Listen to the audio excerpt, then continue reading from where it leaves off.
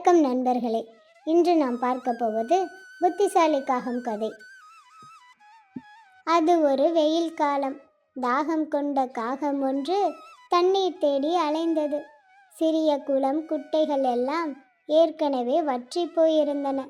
அதனால் காகம் தண்ணீர் தேடி வயல்வெளிகளின் மேல் பறந்தது. அங்கும் தண்ணீர் கிடைக்காததால் அருகில் இருந்த ஒரு ஊருக்குள் சென்றது. நீண்ட நேரத்திற்கு பிறகு ஒரு பண்ணையில் மரத்தின் அடியில் ஒரு பானை இருப்பதை காகம் பார்த்தது. உடனே காகம் கீழ் நோக்கி பறந்து மரத்தில் உட்கார்ந்தது. பின் வேகமாக சென்று பானையின் உள்ளே எட்டி பார்த்தது. அதில் சிறிதளவு தண்ணீர் மட்டுமே இருந்தது. காகம் பானையின் விளிம்பில் உட்கார்ந்து கொண்டு உடம்பை வளைத்து தண்ணீர் குடிக்க முயன்றது.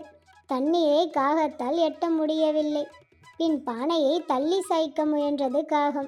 பானை மிகவும் கனமாக இருந்ததால் தள்ளவும் முடியவில்லை. நேரமாக ஆக தாகம் கூடிக்கொண்டே போனது. என்ன செய்வதென்று யோசித்தது காகம். பானையின் அருகில் சிறிய கற்கள் கிடப்பதை பார்த்தது. உடனே அதற்கு ஒரு திட்டம் தோன்றியது. கற்களை ஒவ்வொன்றாக அலகால் கொத்தி தூக்கி பானையின் உள்ளே போட்டது காகம்.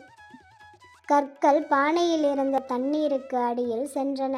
தண்ணீர் கொஞ்சம் கொஞ்சமாக மேலே வந்தது.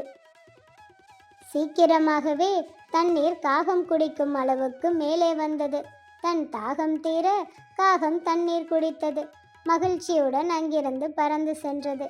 இக்கதையிலிருந்து நாம் கற்றுக்கொள்வது, முயன்றால் முடியாதது என்று எதுவும் இல்லை.